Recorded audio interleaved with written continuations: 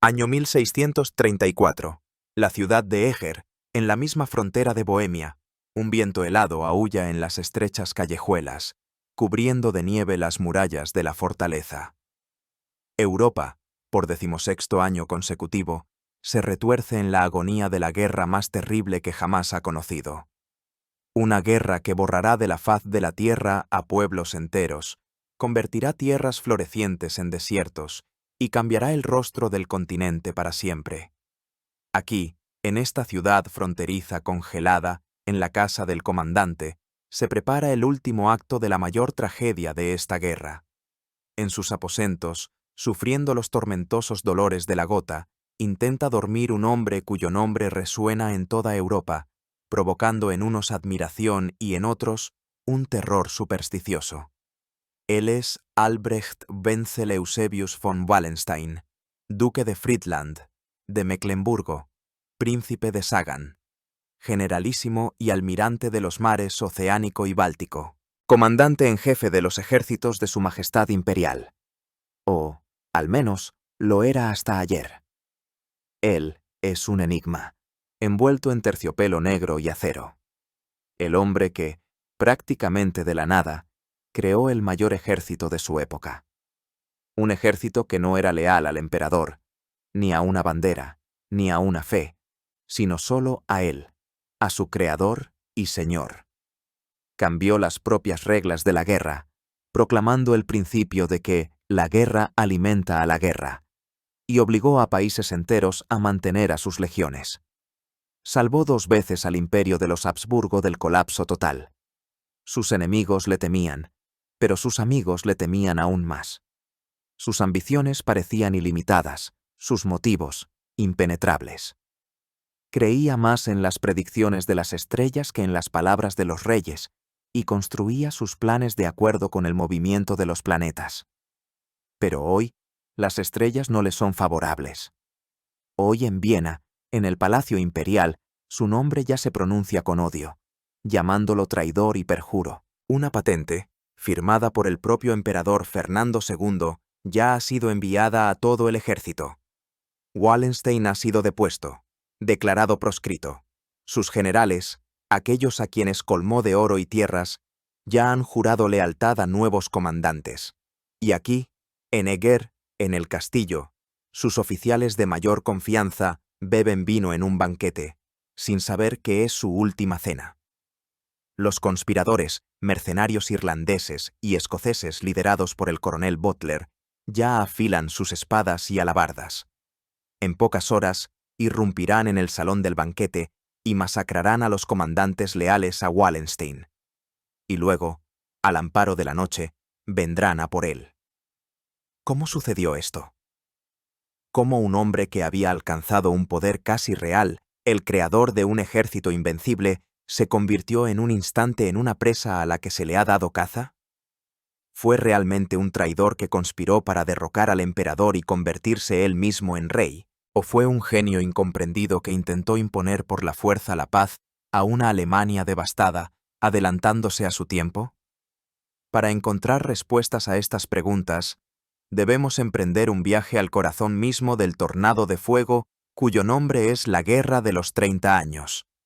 Esta es la historia de un hombre que se convirtió en la encarnación viva de esa guerra, su grandeza, su crueldad y sus contradicciones irresolubles. Esta es la historia de Albrecht von Wallenstein. Antes de que nuestro protagonista entre en escena, debemos observar el escenario mismo. Pues el drama de Wallenstein está inseparablemente ligado a la tragedia que se desarrolló en el corazón de Europa en la primera mitad del siglo XVII. El escenario de esta fue el Sacro Imperio Romano Germánico, una entidad tan majestuosa en su idea como arcaica, laxa y desgarrada por contradicciones en su realidad. Imaginen un mapa de Europa central de aquella época. No es un mosaico ordenado de estados nacionales, sino un abigarrado edredón de retazos, cosido con cientos, si no miles, de territorios semi-independientes. Había electorados grandes y poderosos, como Sajonia, Brandeburgo y Baviera, ducados y condados más pequeños, dominios de obispos y arzobispos que eran al mismo tiempo gobernantes seculares, ciudades imperiales libres que solo obedecían al emperador, e innumerables dominios enanos de caballeros imperiales, que a veces consistían en un solo castillo y un par de aldeas. Sobre todo este conglomerado se alzaba la figura del emperador. No era un monarca absoluto al estilo de los reyes franceses o españoles, sino más bien un árbitro supremo, el garante de la Constitución imperial. Su poder era real, pero estaba limitado por la voluntad de los 7 príncipes electores, los príncipes más poderosos, que tenían derecho a elegir al nuevo emperador. Durante más de 100 años, la corona imperial había pertenecido casi ininterrumpidamente a la dinastía de los Habsburgo, quienes, además del título de emperador, poseían enormes dominios hereditarios en Austria, Bohemia, Hungría, y controlaban el imperio español con sus incalculables riquezas del Nuevo Mundo. Los Habsburgo veían su misión en la unificación del imperio bajo su poder y en la defensa de la fe católica. Y fue precisamente esta segunda tarea la que se convirtió en el detonante que hizo estallar Europa. En el siglo XVI, la Reforma dividió a Alemania. La Paz de Augsburgo de 1555 intentó apagar este incendio, estableciendo un frágil compromiso. Su principio fundamental rezaba: cuius regio, eius religio. De quien es el poder, es la religión. Esto significaba que cada príncipe en sus dominios podía determinar la religión oficial, catolicismo o luteranismo. Fue un paso hacia la tolerancia religiosa, pero albergaba 2 bombas de tiempo. En primer lugar, no reconocía el calvinismo, que a principios del siglo XVII había ganado una fuerza enorme, especialmente en el Palatinado, Brandeburgo y Bohemia. Los calvinistas quedaron fuera de la ley. En segundo lugar, existía la llamada reserva eclesiástica, que estipulaba que si un obispo o abad, propietario de tierras de la Iglesia, se convertía al protestantismo, debía renunciar a sus dominios y a su cargo, y en su lugar debía elegirse a un católico. Los protestantes impugnaban esta regla, y en la práctica se violaba con frecuencia, lo que provocaba constantes conflictos por la secularización de las riquísimas tierras eclesiásticas. A principios del siglo XVII, la atmósfera en el imperio estaba al rojo vivo. Cada bando se sentía en peligro. Los protestantes veían cómo la Iglesia católica, recuperada del golpe de la Reforma e inspirada por las ideas de la Contrarreforma y la Orden de los Jesuitas, pasaba a la ofensiva, intentando recuperar las posiciones perdidas. En el año 1608, los príncipes protestantes, temiendo una revancha, se unieron en la Unión Evangélica, liderada por el elector palatino Federico V. En respuesta a esto, en 1609, los príncipes católicos crearon su propia alianza militar, la Liga Católica, encabezada por el poderoso y ambicioso duque Maximiliano de Baviera. El imperio se dividió en 2 campos armados y hostiles. Cualquier chispa podía encender este polvorín. La corte imperial de los Habsburgo en Viena, especialmente bajo los emperadores Rodolfo II y Matías, mostraba debilidad e indecisión, tratando de maniobrar entre las facciones. Pero su heredero, el archiduque Fernando de Estiria, era un hombre de un temple completamente diferente. Educado por los jesuitas, era un católico fanático e intransigente, que veía su deber sagrado en erradicar la herejía de sus tierras. Estaba dispuesto a restaurar por la fuerza el dominio del catolicismo en todo el imperio, y la mecha se encendió en el corazón mismo de los dominios de los Habsburgo, en el reino de Bohemia, la actual Chequia. Bohemia era un país único. Aunque sus reyes eran los Habsburgo, gozaba de una amplia autonomía, y la mayoría de su población y nobleza eran protestantes, husitas, luteranos, calvinistas. El emperador Rodolfo II, en el año 1609, se vio obligado a concederles la Carta de Majestad, que garantizaba la libertad de culto. Pero cuando Fernando, aún sin ser emperador, fue nombrado rey de Bohemia, comenzó de inmediato una ofensiva contra los derechos de los protestantes. prohibió la construcción de nuevas iglesias protestantes, entregó la administración a los católicos y dejó claro que pretendía acabar con la herejía. La paciencia de los nobles checos se agotó. Vieron en esto un ataque directo a sus antiguas libertades y a su fe. La tensión crecía día a día. Toda Europa contenía la respiración. Todos tenían claro que era aquí, en Praga, donde se decidiría el destino de Alemania. Y fue precisamente en este caldero hirviente de la historia, en este mundo preñado de guerra, donde pronto entraría un joven, ambicioso y desconocido noble bohemio llamado Albrecht von Wallenstein.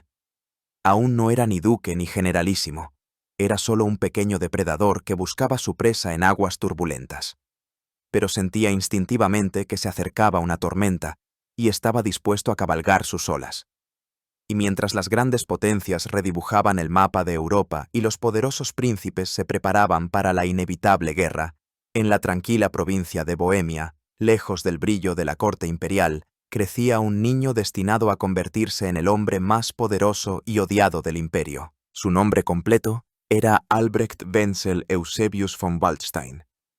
Pero el camino hacia las cimas del poder, un camino que lo convertiría en el duque de Friedland, sería largo, tortuoso y marcado por el sello del oportunismo, la traición y un cálculo genial.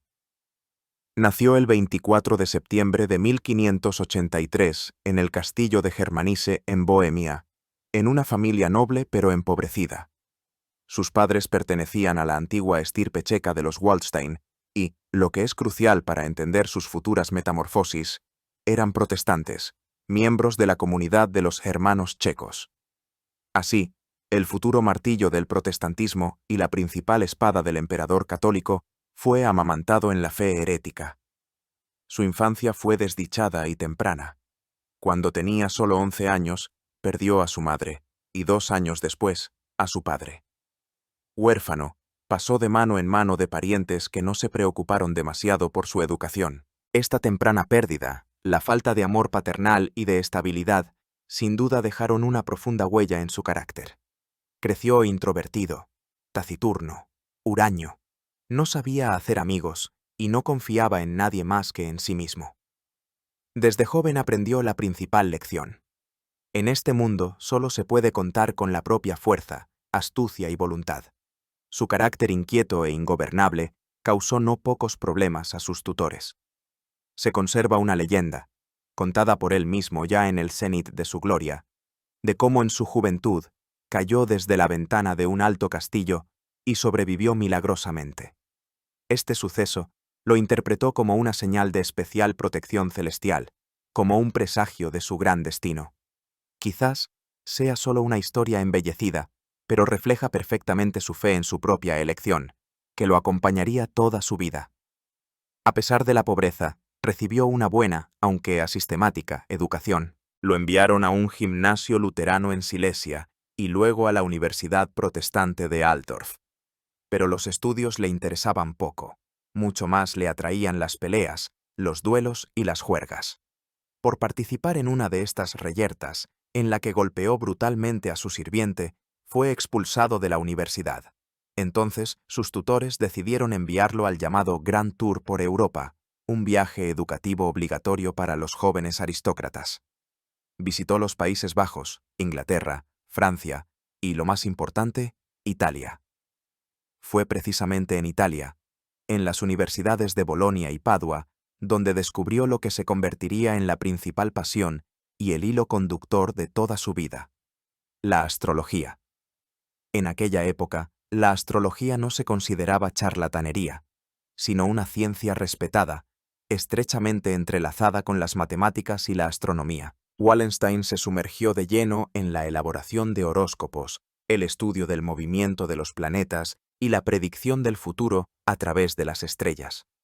Creía sinceramente que el destino del hombre estaba escrito en los cielos y que, conociendo las leyes del cosmos, se podía predecir y dirigir la propia vida. Durante el resto de su vida, no tomaría ninguna decisión importante, ni iniciar una batalla, ni firmar un tratado, sin consultar a su astrólogo de la corte, el italiano Giovanni Battista Ceni. Otra decisión trascendental que tomó en este período fue su conversión al catolicismo en el año 1606. ¿Cuáles fueron los motivos de este paso? ¿Fue una sincera revelación espiritual? Extremadamente improbable. Wallenstein nunca fue un hombre de fe profunda. Su religiosidad era más bien ritual y supersticiosa. Lo más probable es que fuera un acto de cálculo frío y cínico. Vio que en el imperio de los Habsburgo todas las palancas del poder, todas las oportunidades de carrera, estaban en manos de los católicos. Para un noble protestante de una familia pobre, era prácticamente imposible ascender. Al cambiar de fe, se abrió las puertas de la alta sociedad. Fue su primer gran acto de oportunismo, la primera demostración de que para alcanzar sus objetivos estaba dispuesto a sacrificar cualquier cosa, incluida la fe de sus padres. Inmediatamente después, entró al servicio militar en el ejército del emperador Rodolfo II y partió a Hungría a luchar contra los turcos. Aquí conoció por primera vez el oficio de la guerra. Se reveló como un oficial valiente y competente, ascendiendo rápidamente al rango de capitán. Pero mucho más importante fue que comprendió la ley principal de la guerra de la época. La guerra no es solo valor, sino también un negocio, el negocio más rentable de todos. Vio cómo los comandantes de regimiento, los condotieros, amasaban enormes fortunas con el suministro de provisiones, el reclutamiento de soldados y, sobre todo, con las contribuciones que imponían a los territorios conquistados. Al regresar de la guerra, dio el siguiente paso calculado en el camino hacia la riqueza. En el año 1609, se casó con una viuda rica, pero no joven ni hermosa, de Moravia, Lucrecia de Víkov. Este matrimonio de conveniencia le reportó enormes fincas y un capital inicial. Cuando 5 años después su esposa murió, según los rumores, no sin su ayuda, aunque no hay pruebas de ello, se convirtió en uno de los magnates más ricos de Moravia. Ahora lo tenía todo: un nombre noble, la fe católica, experiencia militar y una enorme fortuna. Estaba listo para el gran juego. Aún no sabía qué oportunidades le brindaría la historia, pero él, como un depredador, acechaba y esperaba. Estudiaba su horóscopo, multiplicaba sus riquezas y esperaba a que estallara la tormenta en Bohemia. Y cuando estalló, estaba listo para actuar, con rapidez, decisión y sin ningún sentimentalismo.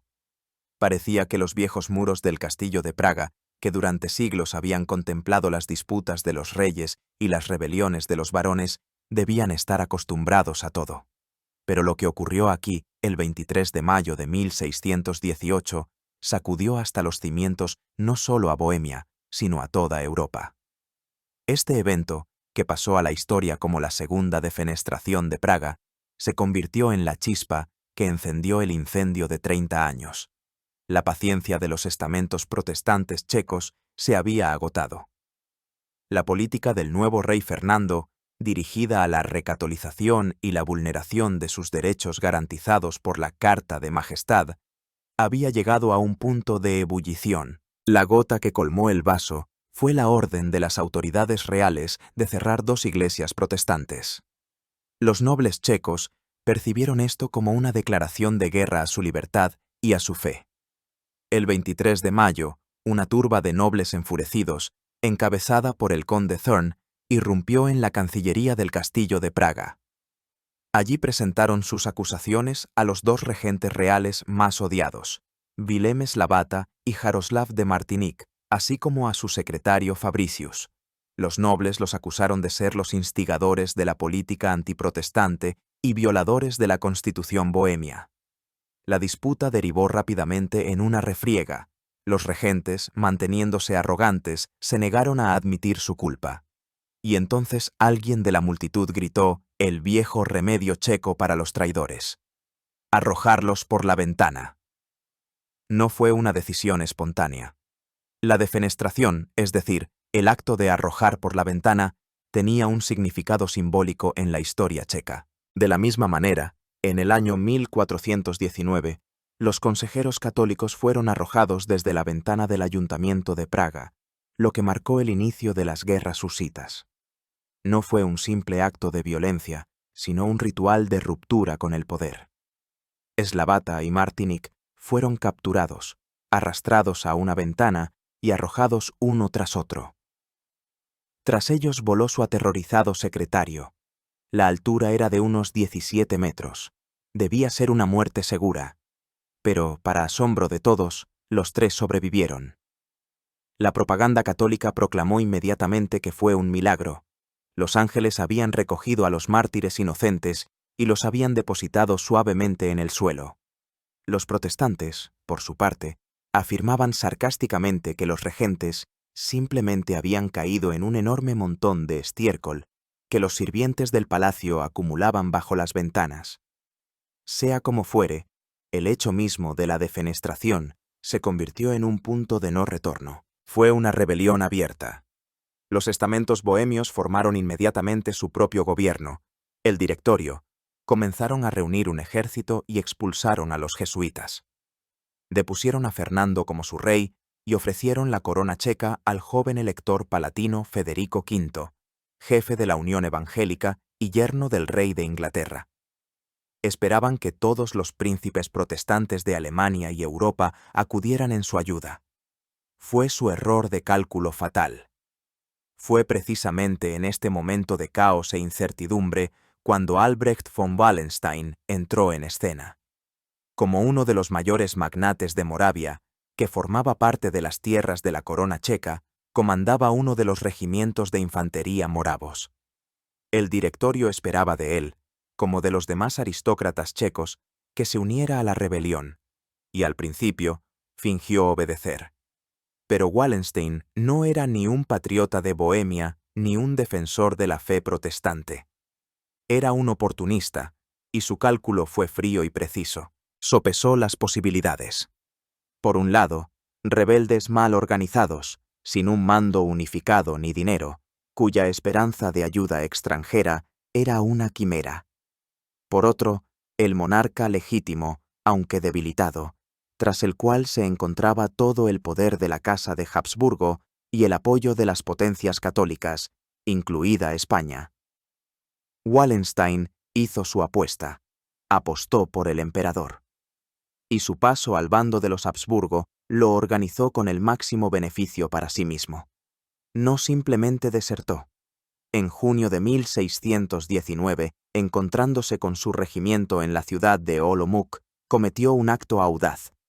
Convenció a parte de sus oficiales, en su mayoría mercenarios alemanes, a quienes les daba igual a quién servir, de que se apoderaran del tesoro de los estamentos moravos, una enorme suma de 96.000 táleros.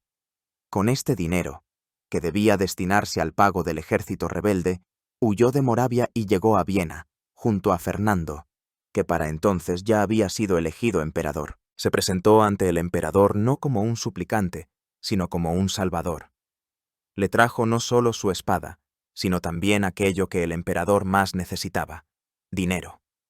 Este acto, un acto de traición flagrante desde el punto de vista de los rebeldes checos, fue a los ojos de los Habsburgo la máxima manifestación de lealtad.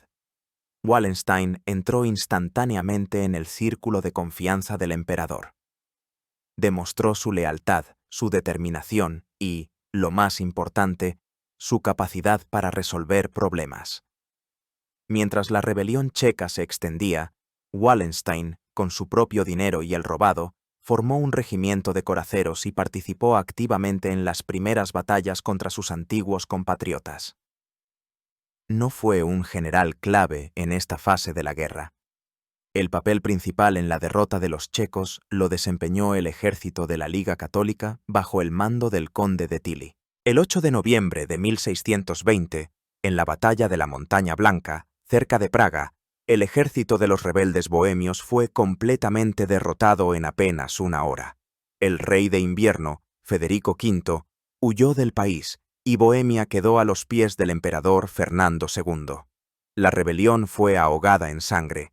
27 de sus líderes fueron ejecutados en la plaza de la ciudad vieja de Praga. La Carta de Majestad fue rota. Se prohibió el protestantismo.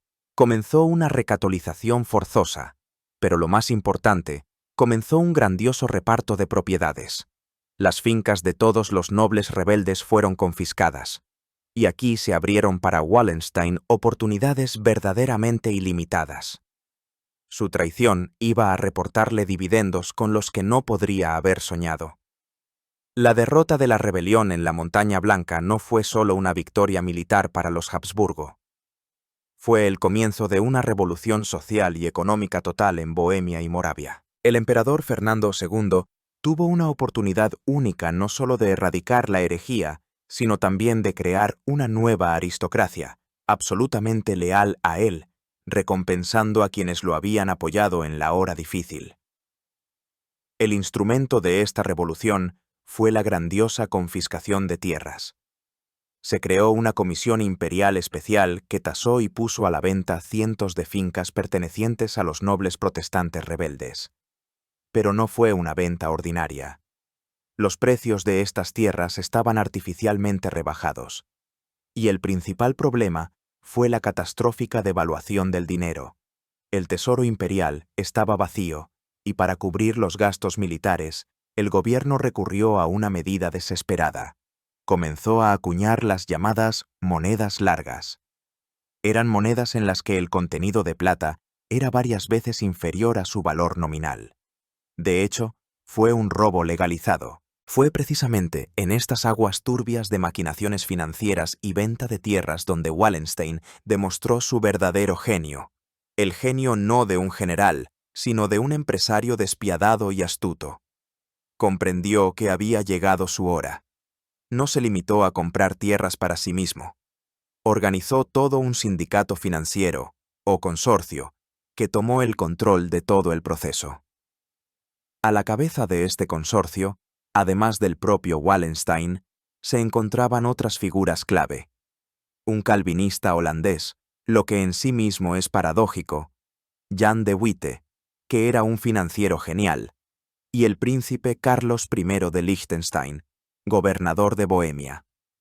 Este consorcio obtuvo del emperador el derecho exclusivo de acuñar moneda en Bohemia, Moravia y Austria. El esquema era simple y mortalmente eficaz. El consorcio tomaba plata del tesoro, le añadía una enorme cantidad de cobre y acuñaba con esta aleación millones de monedas devaluadas. Con este dinero sin valor, pagaban al Estado por el derecho de acuñación y, lo más importante, compraban las fincas confiscadas a precios de ganga. Luego obligaban a la población a aceptar estas monedas falsas por su valor nominal para el pago de impuestos, que, a su vez, iban a las arcas del emperador, también en moneda devaluada. Fue una estafa financiera de escala colosal que condujo al colapso económico total de Bohemia. Los precios se dispararon. Los artesanos y comerciantes se arruinaron. Comenzó el hambre. La antigua aristocracia checa fue borrada de la faz de la tierra, pero para los participantes del consorcio fue una edad de oro. Amasaron fortunas inimaginables, y el más afortunado de ellos fue Wallenstein. Actuó a una escala increíble. Compró fincas por decenas. No se detuvo ante nada. Chantajeó a herederos, sobornó a funcionarios, dio cohechos. Para el año 1623 se había convertido en el mayor terrateniente de Bohemia. En el noreste del reino, con 64 fincas compradas, creó un vasto dominio casi soberano, que llamó el Ducado de Friedland. Friedland se convirtió en su estado personal dentro del estado. No era solo un conjunto de tierras. Wallenstein lo transformó en una gigantesca y perfectamente engrasada máquina que trabajaba para un único objetivo: la guerra. Construyó manufacturas de armas, fábricas de paños para uniformes, fábricas de pólvora, fundiciones para cañones. Lo controlaba todo, desde la extracción de mineral y el cultivo de grano hasta la producción de botas para los soldados. Creó una economía autárquica que abastecía por completo a sus futuros ejércitos con todo lo necesario. No se convirtió solo en un aristócrata, se convirtió en un magnate, un industrial, un oligarca cuya riqueza y recursos superaban las posibilidades de muchos príncipes alemanes. Este fundamento económico, construido sobre los huesos de una Bohemia devastada y sobre una genial estafa financiera, se convirtió en la base de su futuro poderío militar. Comprendió lo que otros no comprendían. En la nueva guerra no vencería el que tuviera más caballeros valientes, sino el que tuviera más dinero y una logística mejor organizada. Pero la guerra, que había comenzado en Bohemia, no tenía intención de apagarse. Al contrario, se avivaba con nueva fuerza. La derrota de los checos y el fortalecimiento de los Habsburgo alarmaron a los príncipes protestantes del norte de Alemania. Y tras ellos, ya se preparaban para entrar en la guerra nuevos jugadores, mucho más serios. El rey Cristián IV de Dinamarca, temiendo por sus posesiones en el norte de Alemania, comenzó a reunir un ejército. La guerra entraba en su segunda fase, la danesa. El emperador Fernando II se encontró de nuevo en una situación difícil. Su propio ejército era pequeño. El peso principal de la lucha lo había soportado el ejército de la Liga Católica bajo el mando del conde de Tilly. Pero Fernando no confiaba en la Liga ni en su jefe, el duque Maximiliano de Baviera. Veía en ellos a competidores que perseguían sus propios intereses. Necesitaba desesperadamente un ejército propio, independiente de los príncipes, pero no tenía dinero para crearlo. Y entonces, en el año 1625, Wallenstein volvió a entrar en escena. Se presentó ante el emperador con una propuesta que parecía una locura, pero que cambiaría para siempre la historia de las guerras. Propuso crear un ejército para el emperador, no de 5.000 ni de 10.000, sino de 50.000 hombres. Y, lo más importante, prometió que este ejército no le costaría al tesoro ni un solo tálero. El emperador quedó atónito y preguntó cómo era posible. Y Wallenstein pronunció su famosa fórmula, su principio fundamental. La guerra debía alimentarse a sí misma. La propuesta de Wallenstein, hecha al emperador Fernando II en el año 1625, no fue simplemente audaz, fue revolucionaria. Puso patas arriba todo el sistema de guerra existente hasta entonces. Hasta ese momento, los ejércitos se formaban y mantenían con cargo al tesoro del monarca o con subsidios de los aliados. Era un proceso largo, costoso, y que limitaba el tamaño del ejército a las capacidades financieras del Estado. Wallenstein, en cambio, propuso un modelo completamente diferente. Su principio de que la guerra debía alimentarse a sí misma significaba que el ejército debía vivir de los territorios en los que se encontraba. No importaba si eran tierras enemigas o amigas. Las ciudades y aldeas, los principados y obispados por los que pasaba o en los que se acuartelaba su ejército, debían proporcionarle todo lo necesario: alimentos, forraje, ropa, alojamiento y, lo más importante, dinero para el salario de los soldados. Este sistema recibió el nombre de sistema de contribuciones. No se trataba de un simple saqueo que practicaban todos los ejércitos de la época. Wallenstein convirtió el saqueo en un sistema, en un mecanismo administrativo que funcionaba con precisión. En su Estado Mayor no solo había un departamento militar, sino también uno financiero, que calculaba el importe de la contribución para cada región. Se enviaban comisarios especiales a las ciudades que presentaban a los magistrados sus exigencias. La resistencia era inútil. La negativa a pagar era seguida de un castigo cruel. La ciudad era entregada al saqueo de los soldados. Así, las autoridades locales no tenían más opción que recaudar la suma requerida entre sus ciudadanos. Este sistema le dio a Wallenstein ventajas colosales. En primer lugar, le permitía mantener un ejército enorme, cuyo número a veces alcanzaba los 100.000 hombres. Ningún monarca en Europa podía permitirse tal cosa. Su ejército era el más grande desde los tiempos del Imperio Romano. En segundo lugar, lo hacía independiente del tesoro imperial en Viena y de las intrigas políticas de los cortesanos. Mientras su ejército se movía y recaudaba contribuciones, él era su propio amo. En tercer lugar, atraía a su ejército a soldados de toda Europa. A Wallenstein le daba absolutamente igual quién sirviera bajo sus estandartes: alemán, italiano, escocés, croata, católico, protestante o incluso ateo. Los criterios principales eran el profesionalismo y la lealtad. Ofrecía lo que otros generales no podían: un salario alto y, lo que es más importante, regular, así como la posibilidad de un enriquecimiento fantástico a través del botín de guerra. A su campamento afluían los mejores mercenarios de la época. Habiendo recibido del emperador el título de comandante en jefe, o generalísimo, Wallenstein comenzó a formar su ejército a una velocidad increíble. Su ducado de Friedland se convirtió en un gigantesco punto de reclutamiento y base de retaguardia. De toda Europa acudían a él oficiales reclutadores, que recibían de él patentes para formar regimientos.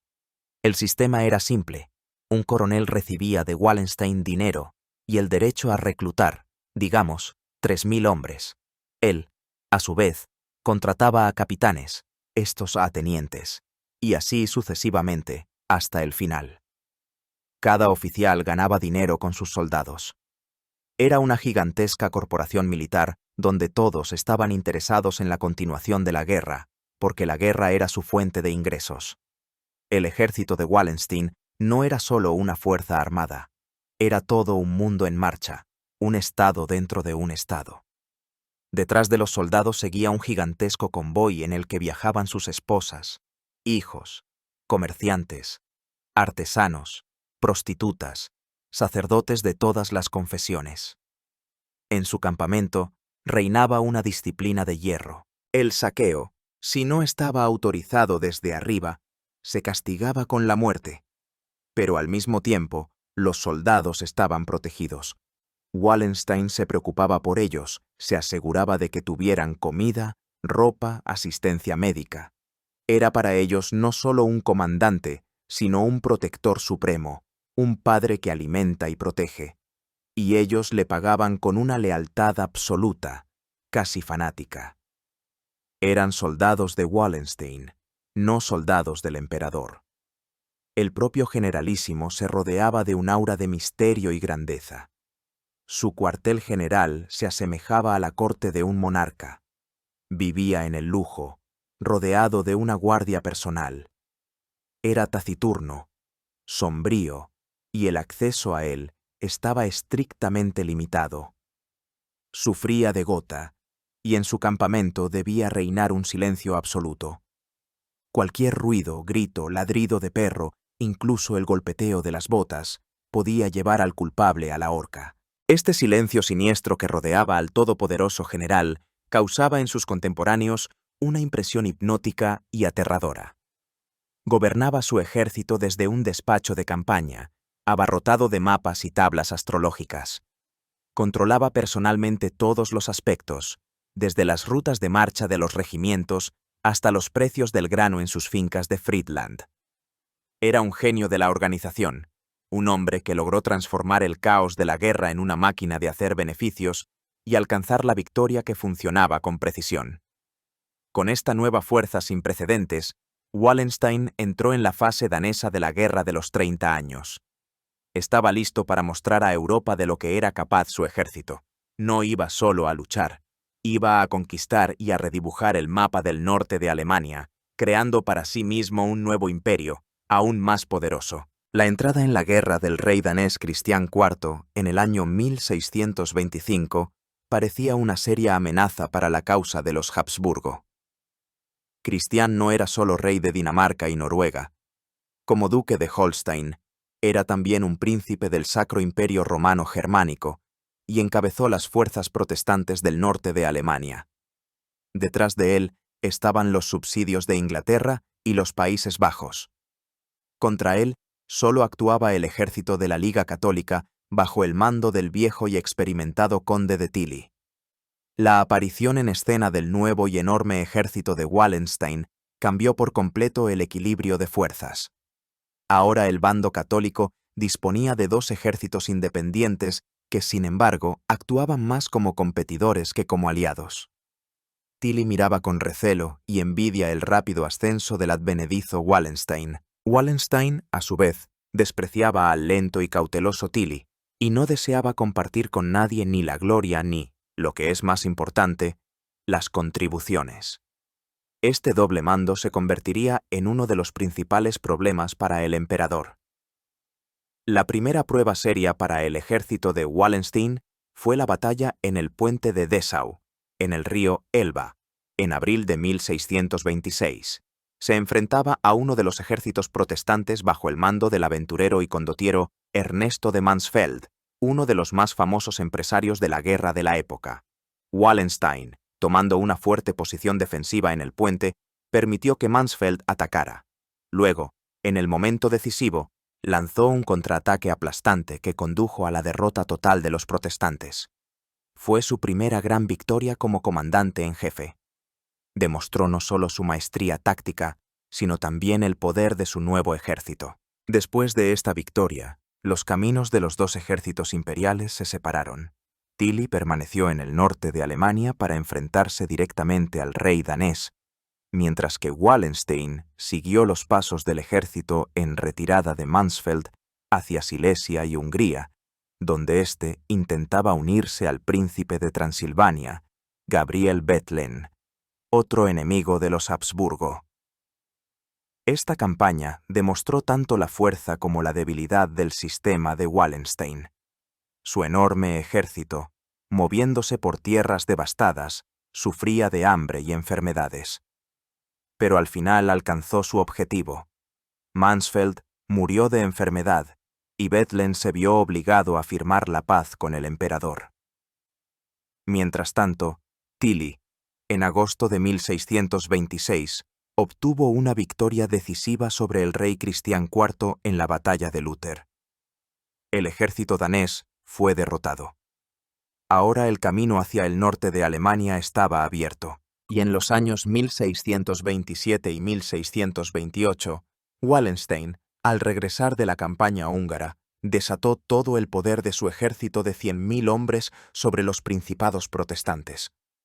No fue solo una ofensiva militar, fue una conquista y subyugación sistemática. Sus legiones ocuparon Brandeburgo, Mecklemburgo, Pomerania y Jutlandia, la propia península danesa. El sistema de contribuciones funcionó a pleno rendimiento. Se extrajeron enormes sumas de las ricas ciudades hanseáticas. Wallenstein estaba en la cima de su poder. Fue en este momento cuando sus ambiciones alcanzaron una escala verdaderamente grandiosa, casi demencial. No solo quería vencer a Dinamarca, soñaba con crear una poderosa flota imperial en el Báltico. Quería aplastar el dominio marítimo de los países escandinavos y los Países Bajos, tomar el control del comercio báltico y convertir al Sacro Imperio Romano Germánico en una gran potencia marítima. El emperador, cegado por las victorias, le secundó. Otorgó a Wallenstein los títulos de duque de Mecklemburgo, deponiendo a los legítimos duques protestantes y de general de los mares Oceánico y Báltico. Fue un paso sin precedentes. Un plebeyo, un advenedizo, se había convertido en un príncipe imperial gobernante, obteniendo un poder igual al de los electores. Pero en el camino de sus sueños bálticos se interpuso una pequeña pero orgullosa ciudad hanseática, Stralsund.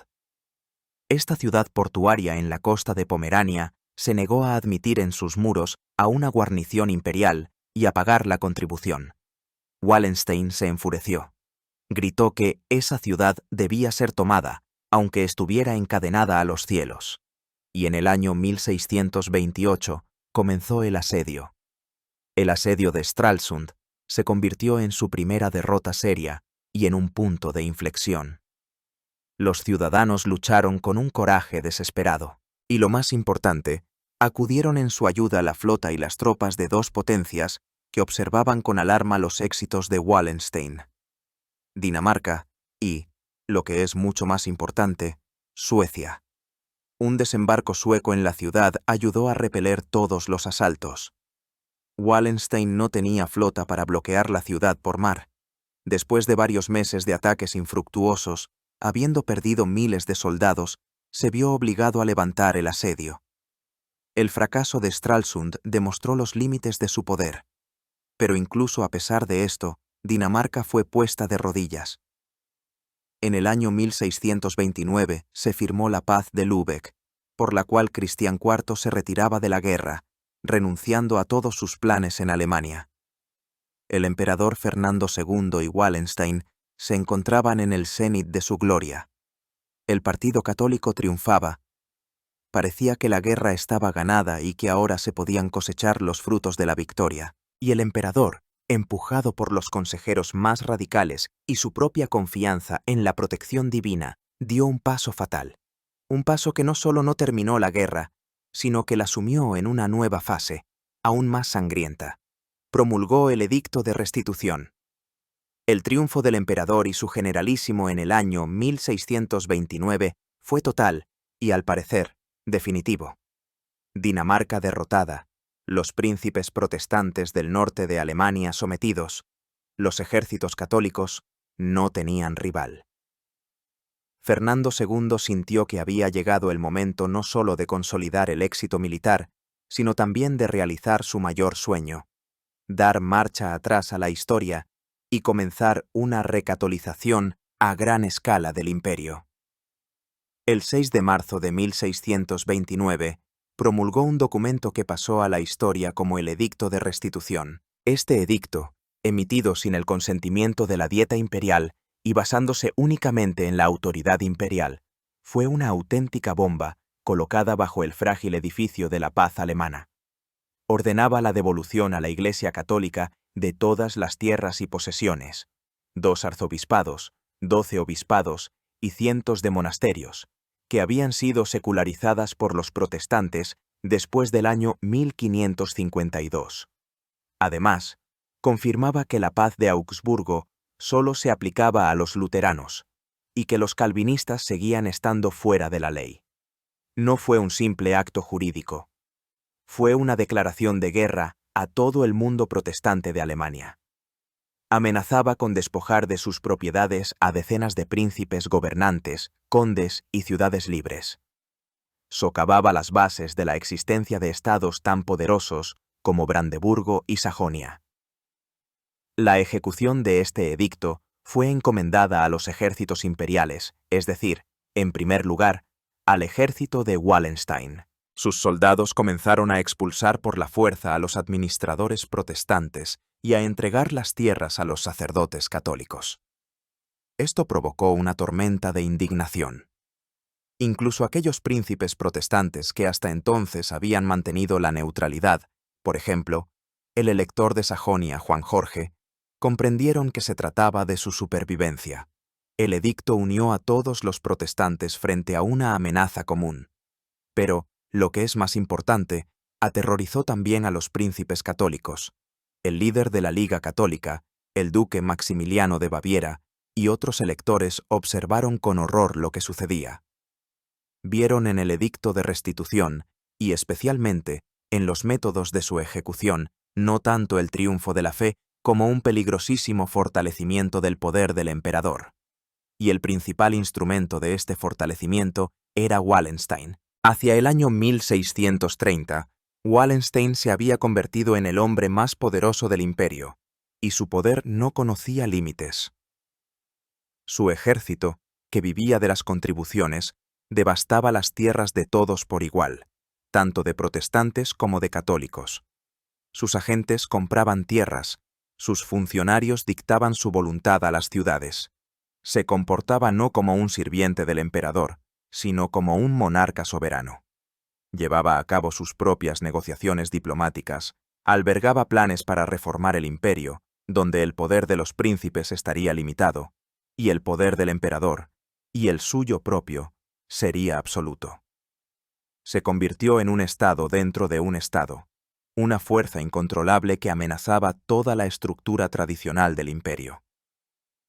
Los príncipes católicos comprendieron que, al ayudar al emperador a aplastar a los protestantes, habían criado a un monstruo que ahora amenazaba sus propias libertades y privilegios. El odio a Wallenstein unió a sus enemigos. Todos estaban en su contra. Los príncipes católicos, liderados por Maximiliano de Baviera, que veían en él una amenaza a sus libertades. Los príncipes protestantes, para quienes era el ejecutor del funesto edicto de restitución. Los Habsburgo españoles, que observaban con envidia y recelo su fortalecimiento, y no confiaban en sus negociaciones secretas. Muchos consejeros de la corte imperial de Viena que intrigaban contra él, susurrando al emperador sobre su orgullo desmedido y sus peligrosas ambiciones. Su hora llegó en el año 1630, cuando Fernando II convocó una dieta de electores en Ratisbona. El principal objetivo del emperador era lograr la elección de su hijo, Fernando III, como rey de romanos, es decir, como su heredero. Pero los príncipes le presentaron un ultimátum. Declararon que no apoyarían a su hijo mientras no se resolviera el problema de Wallenstein. Presentaron al emperador una larga lista de quejas sobre los excesos de su ejército y sobre el comportamiento inaceptable de su generalísimo. Exigían su destitución inmediata. El emperador Fernando se encontró en una situación dificilísima. Se lo debía todo a Wallenstein. Wallenstein había salvado su trono 2 veces, pero la presión de los electores era demasiado fuerte. Sin su apoyo, su poder sería una quimera. Además, en Viena le informaban constantemente de que Wallenstein mantenía negociaciones secretas con los protestantes y albergaba planes traicioneros. Después de muchas vacilaciones, el emperador, débil e indeciso, cedió. Tomó la decisión de sacrificar a su más genial general para preservar la paz política en el bando católico. Se enviaron embajadores a Wallenstein, que se encontraba en su cuartel general de Memmingen, con el decreto imperial de destitución. Todos contuvieron el aliento. Nadie sabía cómo reaccionaría el todopoderoso generalísimo. Comandaba un ejército de 100.000 hombres que le era fanáticamente leal. Podía levantar una rebelión, marchar sobre Viena, iniciar una guerra civil. Pero la reacción de Wallenstein asombró a todos. Recibió a los embajadores con una calma glacial. Tras escuchar el decreto, les señaló un mapa astrológico que yacía sobre la mesa. Las estrellas, según declaró, ya le habían predicho que el espíritu del emperador estaba bajo la influencia del espíritu del duque bávaro, y que él, Wallenstein, debía retirarse. Aceptó de poner el mando sin una sola palabra de protesta. Disolvió su gigantesco ejército y se retiró a sus dominios bohemios, a su magnífico palacio de Jičín. No fue una muestra de sumisión. Fue la jugada de un genio del ajedrez. Se retiraba invicto. Se retiraba sabiendo que sin él, el imperio estaba indefenso, y estaba absolutamente seguro de que muy pronto el emperador y los príncipes que se habían deshecho de él le rogarían de rodillas que volviera. Y no se equivocó, pues el mismo día en que depuso el mando, en el norte de Alemania, en la isla de Usedom, ya desembarcaba un nuevo y más terrible enemigo que el imperio jamás había conocido. Desde el norte llegaba un huracán, y su nombre era Gustavo II Adolfo, rey de Suecia. La destitución de Wallenstein fue recibida en Ratisbona con un suspiro de alivio. A los príncipes les pareció que habían eliminado la principal amenaza a su orden mundial. El emperador transfirió el mando de los restos del ejército imperial al conde de Tilly, quien ahora lideraba las fuerzas combinadas de la Liga y el imperio. Todos creían que la guerra estaba casi terminada. Fue uno de los mayores errores de cálculo de la historia. Mientras celebraban su victoria política, en las costas de Pomerania, el 6 de julio de 1630, desembarcaba el ejército sueco. Lo encabezaba el rey Gustavo II Adolfo, quien pasó a la historia con el apodo de El León del Norte o El Rey de las Nieves. Era un hombre que, junto con Wallenstein, fue el mayor genio militar de su época. Pero era su polo opuesto. Wallenstein era un intrigante misterioso y sombrío que gobernaba a una turba heterogénea de mercenarios. Gustavo Adolfo era carismático, abierto y un luterano profundamente religioso que lideraba personalmente a sus soldados en la batalla. Vino a Alemania no solo como un conquistador. Se proclamó defensor de la fe protestante y de las libertades germánicas frente a la tiranía de los Habsburgo. Pero su principal fuerza no era la ideología, sino el ejército. El ejército sueco era algo completamente nuevo para Europa. A diferencia de las hordas de mercenarios de Wallenstein o Tilly, era en gran parte nacional, basado en el reclutamiento. Los campesinos suecos eran disciplinados, motivados por el fervor religioso y la lealtad personal a su rey. Pero lo más importante es que Gustavo Adolfo había llevado a cabo una auténtica revolución militar. Aligeró los mosquetes y las picas. Introdujo los cartuchos de papel, lo que triplicó la cadencia de fuego de la infantería. Creó una artillería de regimiento ligera y móvil que podía maniobrar en el campo de batalla junto con la infantería. Desarrolló una nueva táctica lineal que permitía maximizar la potencia de fuego. Su caballería estaba entrenada no para disparar pistolas, sino para cargar a galope tendido con armas blancas. No era simplemente un ejército, era una máquina de guerra de nueva generación.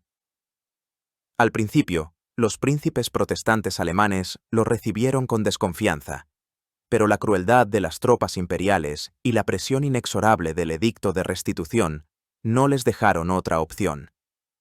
Un catalizador terrible fue un suceso que conmocionó a toda Europa.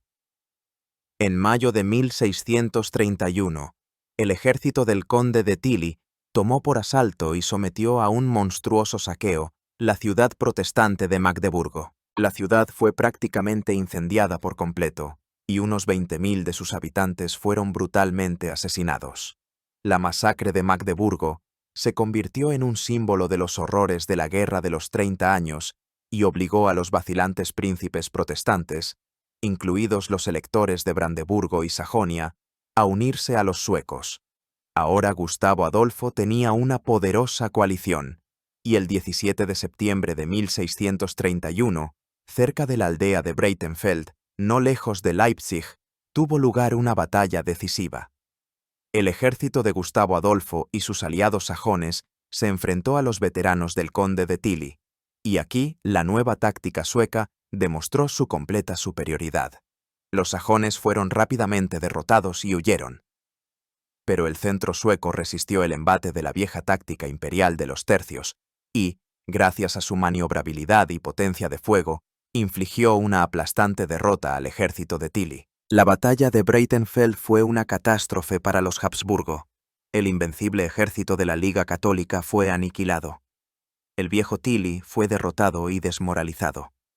El camino al corazón de Alemania estaba abierto.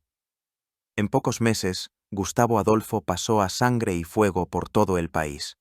Ocupó Franconia, cruzó el Rin, invadió Baviera, el corazón mismo del bando católico. En abril de 1632, en la batalla del río Lech, el conde de Tilly fue herido de muerte. El imperio se quedó sin ejército y sin general. Los suecos estaban a las puertas de Múnich y amenazaban la propia Viena. El emperador Fernando II entró en pánico. Su corte fue presa de la desesperación. Y todas las miradas se volvieron en una dirección, hacia Bohemia, donde en su lujoso palacio vivía el único hombre capaz de detener la avalancha sueca. El hombre al que ellos mismos habían humillado y destituido. Albrecht von Wallenstein. A Viena volaron mensajeros con súplicas de ayuda, pero Wallenstein no se apresuró. Disfrutaba de su triunfo. Hizo esperar y rogar al emperador. Llevó a cabo negociaciones largas y humillantes para la corte. Comprendía que ahora podía dictar cualquier condición. Y las dictó. Sus exigencias, expuestas en el Tratado de Golersdorf, no tenían precedentes. Exigió el cargo de comandante en jefe no solo de las tropas imperiales, sino de todas las fuerzas aliadas, incluido el ejército de la Liga Católica. Exigió un poder total, absoluto e ilimitado sobre el ejército. El emperador no tenía derecho a interferir en sus decisiones militares, a dar órdenes o a nombrar oficiales. El ejército le obedecía solo a él. Exigió el derecho a negociar de forma independiente con el enemigo y a firmar la paz. Exigió que el edicto de restitución fuera derogado o, al menos, suspendido. Como garantía, exigió para sí uno de los principados hereditarios de los Habsburgo y el derecho a uno de los electorados conquistados.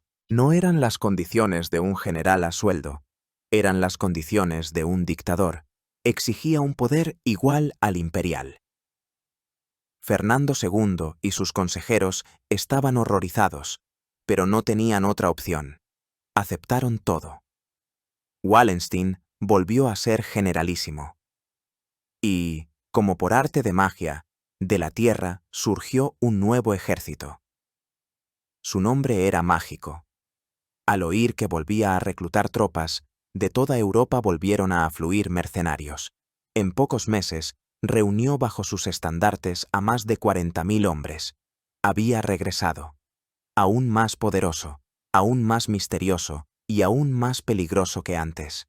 Los dos mayores generales de la época, dos titanes, Wallenstein y Gustavo Adolfo, debían ahora enfrentarse en un combate decisivo. El destino de Alemania pendía de un hilo. El regreso de Wallenstein al teatro de operaciones cambió instantáneamente la situación estratégica. El rápido avance de los suecos se estancó. Gustavo Adolfo, acostumbrado a victorias rápidas sobre adversarios indecisos, se encontró con un enemigo igual a él, en fuerza y astucia. Comenzó una gran partida de ajedrez, en la que la apuesta era toda Europa central. Lo primero que hizo Wallenstein, tras reunir su nuevo ejército, fue expulsar de Bohemia a los sajones, aliados de los suecos, y marchar para unirse a los restos del ejército bávaro. Luego realizó una brillante maniobra, rodeando a Gustavo Adolfo y ocupando la antigua fortaleza de Alte Veste, cerca de Nuremberg, cortando así las comunicaciones del rey sueco. Gustavo Adolfo se vio obligado a atacar.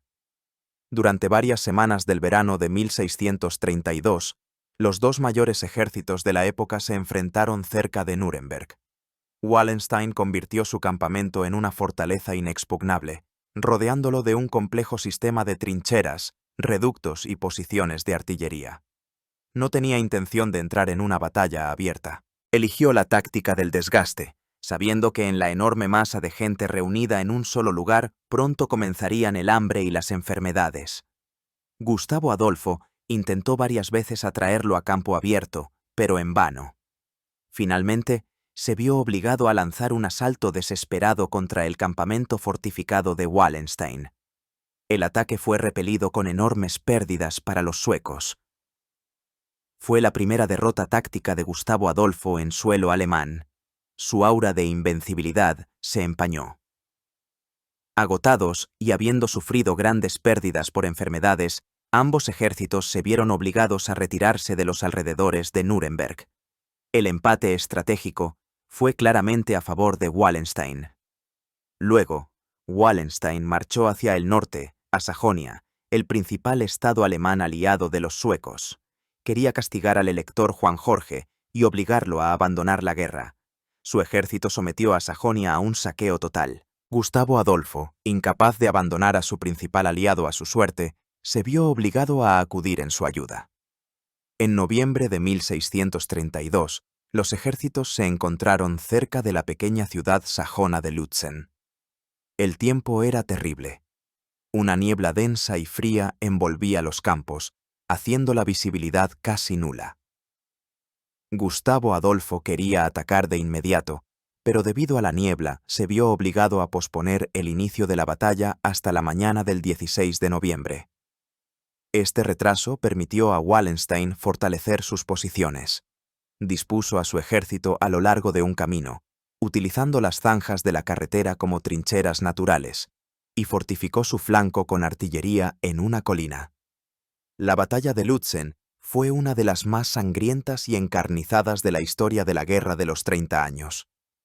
Fue el choque de dos sistemas militares, dos genios, dos ideologías. Cuando la niebla se disipó un poco, el rey sueco, vestido con un simple coleto de cuero, ya que no podía usar coraza debido a una vieja herida, dirigió personalmente a su caballería en un ataque contra el flanco izquierdo de los imperiales. El ataque fue furioso. Los escuadrones suecos arrollaron a varios regimientos y capturaron la batería imperial. Pero en el fragor del combate, en el denso humo de la pólvora y la niebla, el rey, con su pequeña escolta, se separó de las fuerzas principales y se topó con un destacamento de coraceros imperiales. Se entabló un combate breve y cruel. Gustavo Adolfo fue herido en el brazo, luego recibió un disparo en la espalda. Su caballo, enloquecido por el dolor, lo llevó hacia el enemigo, cayó al suelo, donde fue rodeado por jinetes enemigos. Sus últimas palabras, en respuesta a la pregunta de quién era, fueron: «Era el rey de Suecia». Lo remataron con un disparo en la cabeza y varias estocadas. La muerte del rey podría haber llevado a la derrota total de los suecos. Pero su segundo al mando, Bernardo de Sajonia-Weimar, mostró una resistencia increíble. Al enterarse de la muerte del monarca, ocultó la noticia a los soldados y con el grito de «¡Venguemos al rey!», los condujo a un nuevo y aún más furioso ataque. La infantería sueca, las famosas brigadas Azul y Amarilla, mostraron un heroísmo prodigioso. Recuperaron las posiciones perdidas y, al atardecer, tras la llegada de refuerzos suecos, obligaron al ejército de Wallenstein a retirarse del campo de batalla. Formalmente, la batalla terminó con la victoria de los suecos. Se quedaron en el campo de batalla, capturaron toda la artillería imperial y encontraron el cuerpo destrozado de su rey. Pero fue una victoria pírrica. Pagaron por ella un precio terrible. Perdieron a su líder, a su genio, al alma de su ejército. Wallenstein, por su parte, se retiró en perfecto orden. Su ejército no fue derrotado. Castigó severamente a varios oficiales y soldados por cobardía en la batalla, organizando ejecuciones ejemplares. Pero su comportamiento después de la batalla fue extremadamente extraño. En lugar de aprovechar la desorganización en el campamento sueco y desarrollar el éxito, retiró a su ejército a los cuarteles de invierno en Bohemia y cayó en una inactividad inexplicable. Esta pasividad, esta oportunidad perdida de derrotar definitivamente al enemigo, se convirtió en la principal causa de las sospechas que finalmente lo llevaron a la ruina. ¿Por qué permaneció inactivo? ¿Estaba quebrado física y moralmente? ¿Consideraba que con la muerte de Gustavo Adolfo la guerra estaba prácticamente ganada y ahora se podían iniciar negociaciones? ¿O, como afirmaban sus enemigos, conservaba deliberadamente al ejército sueco como contrapeso para utilizarlo en sus propios juegos políticos contra el emperador? El misterio de Lützen se convirtió en el primer paso en el camino de Wallenstein hacia el cadalso. La muerte de Gustavo Adolfo en Lützen fue un punto de inflexión en la guerra. El ejército sueco, privado de su genial líder, perdió su impulso ofensivo. Su liderazgo político pasó a manos del canciller Axel Oxenstierna, quien logró mantener la coalición anti-Habsburgo creando la Liga de Heilbronn de príncipes protestantes. Pero el poderío militar de los suecos ya no era el mismo. Ante Wallenstein se abría una oportunidad única de infligir al enemigo una derrota aplastante y dictar la paz a Alemania en sus propios términos. Pero no lo hizo. Durante todo el año 1633, para asombro de amigos y enemigos, permaneció en una inactividad inexplicable. Su enorme ejército estaba acantonado en Bohemia y Silesia, cargando con contribuciones a las tierras aliadas, pero sin emprender ninguna operación ofensiva seria. En lugar de luchar, Wallenstein comenzó a tejer una compleja red de negociaciones secretas. Sus emisarios iban y venían por toda Europa. Mantuvo negociaciones por separado con el elector de Sajonia, tratando de sacarlo de la alianza con los suecos. Se puso en contacto con el canciller Oxenstierna, insinuando la posibilidad de acciones conjuntas contra Baviera. Mantuvo una correspondencia secreta con el cardenal Richelieu de Francia, el principal enemigo de los Habsburgo. ¿Cuáles eran sus verdaderos objetivos? Es el principal enigma que los historiadores se esfuerzan por resolver hasta hoy. Existen varias versiones, y cada una tiene sus argumentos. La primera versión, el patriota pacificador.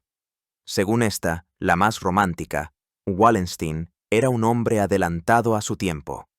Vio que la guerra había agotado por completo a Alemania, que se había convertido en una matanza sin sentido en la que ya nadie recordaba los objetivos originales. Comprendió que ninguna de las partes podía lograr una victoria total. Y decidió que su misión era imponer la paz al imperio por la fuerza. Una paz basada en el compromiso, en la tolerancia religiosa, propuso derogar el edicto de restitución, y en un poder central fuerte, libre de la influencia tanto de potencias extranjeras, Suecia y Francia, como del egoísmo de los príncipes alemanes. Desde este punto de vista, sus negociaciones no fueron una traición, sino un intento de forjar una amplia coalición para obligar al emperador y a todos los demás participantes en el conflicto a detener el derramamiento de sangre. Quería convertirse en el árbitro de Alemania, en su salvador. La segunda versión. El egoísta usurpador. Sus enemigos en Viena y los historiadores escépticos sostienen una opinión completamente diferente. Afirman que a Wallenstein lo movían exclusivamente ambiciones personales desmedidas. Su objetivo final no era la salvación del imperio, sino la creación de su propio reino. Negociaba con los enemigos del emperador para, con su ayuda, apoderarse de la corona de Bohemia, a la que, según los rumores, aspiraba desde hacía mucho tiempo.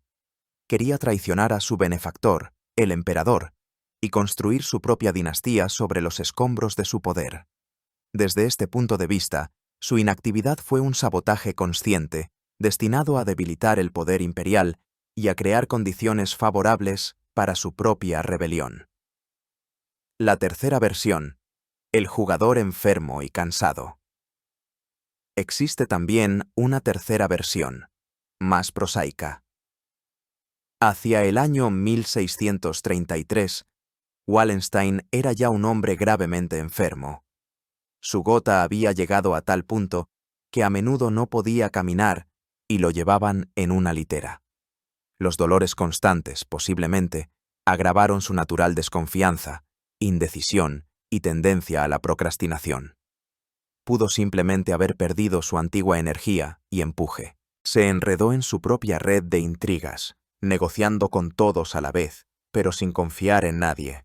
Esperaba, dudaba, consultaba a las estrellas, perdiendo un tiempo precioso mientras sus enemigos actuaban. Cualquiera que fuera la versión correcta, su comportamiento causaba cada vez más irritación y sospecha en la corte imperial de Viena. El partido español de la corte, que odiaba a Wallenstein, informaba constantemente al emperador de sus negociaciones traicioneras. Sus propios generales, a quienes él mismo había encumbrado, comenzaron a ver en su pasividad una amenaza a sus carreras y fortunas. Muchos de ellos, como los italianos Ottavio Piccolomini y Matías Gallas, así como el conde alemán Aldringen, no solo eran generales, sino también intrigantes de la corte, estrechamente vinculados a la corte de Viena. Comenzaron a cartearse en secreto con Viena, informando de cada paso sospechoso de su comandante. La gota que colmó el vaso fueron dos acontecimientos. A finales de 1633, Wallenstein, ignorando una orden directa del emperador, se negó a llevar al ejército en ayuda de la sitiada Baviera. Y en enero de 1634, en la ciudad de Pilsen, reunió a sus oficiales superiores y los obligó a firmar el llamado Juramento de Pilsen, un juramento de lealtad personal a él. Aunque el texto del juramento contenía una salvedad sobre la lealtad al emperador, el hecho mismo de su exigencia fue percibido en Viena como la preparación para una rebelión abierta. La conspiración contra Wallenstein entró en su fase final. El emperador Fernando II, finalmente convencido de la traición de su generalísimo, firmó una patente secreta el 24 de enero de 1634. En ella, destituía secretamente a Wallenstein del cargo de comandante en jefe y encargaba a sus generales Gallas, Aldringen y Piccolomini que lo arrestaran, vivo o muerto, y lo llevaran a Viena. El 18 de febrero se emitió una segunda patente, ya abierta, en la que Wallenstein y sus más cercanos colaboradores eran declarados culpables de alta traición. Wallenstein, al enterarse de esto, comprendió que los puentes estaban quemados. Hizo su último y desesperado movimiento. Al frente de varios regimientos leales, marchó desde Pilsen hacia la frontera, a la ciudad de Eger, aparentemente con la intención de unirse abiertamente a los suecos y sajones. Aún no sabía que su destino ya estaba sellado. Tras él, pisándole los talones, ya iban los conspiradores. La caza del león había comenzado. La llegada de Wallenstein a Eger, el 24 de febrero de 1634, fue el último acto de su vida, un acto lleno de trágica ironía. Llegó a esta ciudad fronteriza en busca de refugio y alianza con los enemigos del emperador, pero solo encontró la muerte a manos de sus propios oficiales. La ciudad y su fortaleza estaban bajo el mando de 3 hombres: los tenientes coroneles John Gordon y Walter Leslie, escoceses, y el mayor Walter Butler, irlandés. Todos ellos eran mercenarios extranjeros, protestantes, es decir, gente en la que, al parecer, Wallenstein podía confiar más que en sus generales católicos. Pero fueron precisamente ellos quienes se convertirían en sus verdugos.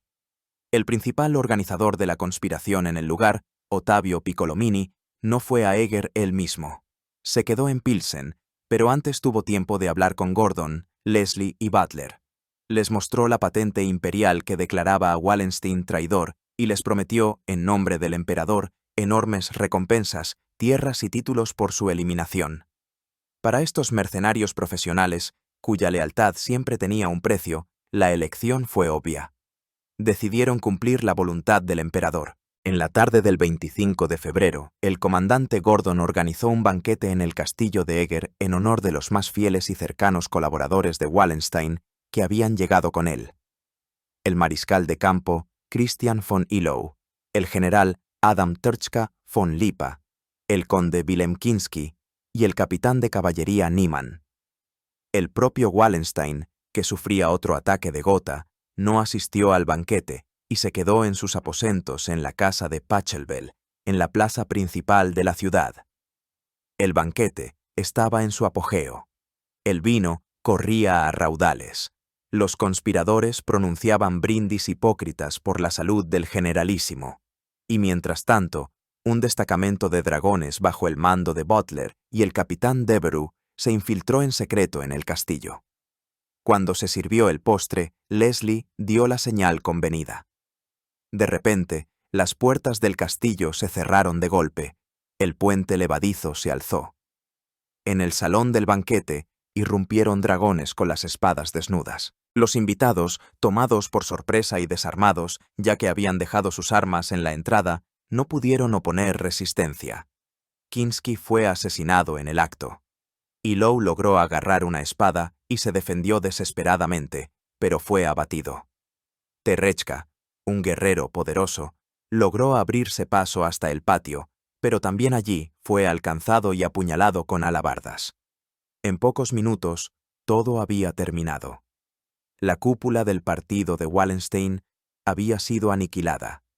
Ahora quedaba el objetivo principal: el propio generalísimo. Un pequeño destacamento encabezado por el capitán Devereux se dirigió a la casa de Pachelbel. Derribaron las puertas e irrumpieron en la casa. Los sirvientes y la guardia fueron masacrados. Los conspiradores subieron corriendo las escaleras y se encontraron ante la puerta del dormitorio de Wallenstein. Él ya se había despertado por el ruido.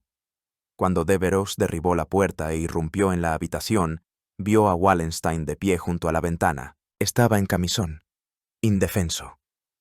No gritó ni pidió ayuda, solo abrió los brazos, como aceptando lo inevitable. Devereux le gritó que era un viejo canalla y traidor pérfido, y le atravesó el pecho con una alabarda. El golpe fue tan fuerte que Wallenstein murió al instante, sin emitir un sonido. El cuerpo del mayor general de su época fue envuelto en una alfombra y arrastrado a la calle, donde permaneció hasta la mañana. Así, en una carnicería sucia y sangrienta, en una remota ciudad fronteriza, se truncó la vida del hombre que había comandado ejércitos, depuesto duques y hecho temblar a emperadores. El asesinato de Wallenstein fue recibido en Viena con júbilo oficial. Los conspiradores fueron colmados de recompensas, como había prometido Piccolomini. Su crimen fue calificado de acto de justicia. Las enormes posesiones de Wallenstein y sus colaboradores fueron confiscadas y repartidas entre quienes participaron en su eliminación. El emperador se deshizo del hombre al que temía más que a todos sus enemigos. Pero el asesinato, cometido sin juicio ni investigación, arrojó una sombra imborrable sobre la casa de Habsburgo y se convirtió durante mucho tiempo en objeto de controversia y condena en toda Europa. El drama de Wallenstein había terminado. Pero su fantasma seguiría rondando durante mucho tiempo los campos de batalla de la Guerra de los 30 años. La muerte de Wallenstein no terminó la guerra. Al contrario, privó al emperador del único general que, quizás, podría haberla terminado, por la fuerza o por la diplomacia. El mando del ejército imperial pasó a sus asesinos y antiguos subordinados, Gallas y Piccolomini. Ese mismo año, 1634, ellos, unidos a las tropas españolas, obtuvieron una gran victoria sobre los suecos en la batalla de Nördlingen. Pero esto no trajo la paz. Francia entró abiertamente en la guerra, y la sangrienta carnicería en Alemania continuó durante otros 14 largos y dolorosos años, convirtiéndose definitivamente de un conflicto religioso en una lucha paneuropea por la hegemonía. ¿Cuál es, pues, el legado de Albrecht von Wallenstein? ¿Cómo ha juzgado la historia a este titán, nacido y consumido por la guerra? La valoración de su figura sigue suscitando feroces controversias, conformando lo que los historiadores llaman la cuestión de Wallenstein. Para algunos, especialmente para los historiadores nacionales alemanes del siglo XIX, fue un traidor de la peor calaña. Un checo al servicio de un emperador alemán que, en el momento decisivo, faltó a su deber por sus propias ambiciones egoístas. Vieron en él un símbolo de las fuerzas centrífugas y egoístas que siempre impidieron la unificación de Alemania. Su asesinato, desde este punto de vista, fue un acto cruel pero necesario para la salvación del imperio. Para otros, y este punto de vista se hizo especialmente popular después de los horrores de las guerras mundiales del siglo XX, fue un héroe trágico, un pacificador incomprendido. El gran poeta alemán Friedrich Schiller, en su famosa trilogía dramática Wallenstein, creó precisamente esta imagen romántica. Su Wallenstein es una figura colosal, adelantada a su tiempo, que aspiraba a la paz y la tolerancia religiosa, pero que fue destruida por las intrigas de hombres mezquinos y envidiosos y la indecisión del emperador. Se convirtió en víctima del mismo sistema que intentó reformar. Los historiadores contemporáneos, por regla general, evitan valoraciones tan extremas. Ven en él una figura compleja, polifacética y profundamente contradictoria, que no se puede encasillar en los simples marcos de héroe o villano. Indudablemente, fue un genio militar. Sus habilidades organizativas, su capacidad para crear y dirigir enormes ejércitos, no tenían parangón. Su sistema de contribuciones, por muy cruel que fuera, se convirtió en el prototipo de todos los ejércitos europeos durante los 150 años siguientes. Fue uno de los padres fundadores del militarismo moderno, un hombre que comprendió que la guerra no es solo táctica, sino también logística, economía y administración. Fue un genio de los negocios, un empresario de la guerra, sin principios y cínico. Hizo una fortuna en la guerra comparable a los presupuestos de estados enteros. Fue un pionero del complejo militar industrial, convirtiendo sus dominios en una gigantesca fábrica que trabajaba para el ejército. Pero, ¿quién fue como político? Probablemente no fue ni un traidor en estado puro, ni un idealista pacificador. Fue la máxima expresión del condottiero, del mercenario cuya lealtad no pertenecía a una nación o una fe, sino solo a sus propios intereses y a su propio proyecto. Su proyecto era un imperio fuerte y pacificado, donde reinara la ley y el orden. Pero al frente de este imperio, en el papel de su dictador no coronado, se veía a sí mismo. Su tragedia consistió en que sus objetivos, quizás, eran progresistas. Paz, tolerancia religiosa, un poder central fuerte, pero los métodos para alcanzarlos y sus ilimitadas ambiciones personales asustaban a absolutamente todos. Quería salvar al imperio, pero el imperio no quería ser salvado en sus términos. Se hizo demasiado grande, demasiado poderoso, demasiado peligroso para el sistema al que servía, y el sistema lo destruyó. La historia de Albrecht von Wallenstein es la historia eterna de la relación entre el genio y el poder, de un hombre que creó una fuerza tan poderosa que al final lo consumió a él mismo. Fue un producto del caos y él mismo se convirtió en caos. Su ascenso fue como un cometa que iluminó el sombrío cielo de la Guerra de los 30 años, y su caída se convirtió en una terrible advertencia para todos los que se atreven a desafiar a sus señores y creen que pueden redibujar el mapa del mundo por sí solos, siguiendo solo las predicciones de estrellas lejanas y frías. Han escuchado la historia de Albrecht von Wallenstein, la historia de un hombre que fue más que un general y menos que un rey. Gracias por su tiempo y atención. Si desean seguir sumergiéndose en las páginas más dramáticas y ambiguas de la historia mundial, suscríbanse a nuestro canal, dejen sus comentarios y compartan este relato con aquellos a quienes pueda interesar. Nos esperan muchos más viajes en el tiempo. Oh.